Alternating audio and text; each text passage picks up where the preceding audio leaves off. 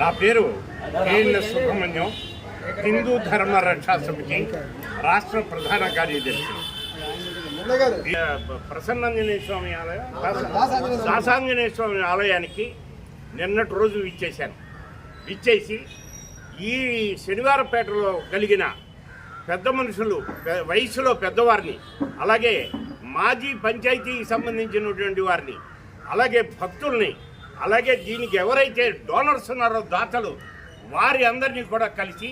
ప్రస్తుత వాస్తవ పరిస్థితి విచారించడం జరిగింది. ఈ విచారణలో మాకు తెలిసింది ఇది 200 సంవత్సరాల క్రితం దేవాలయమని,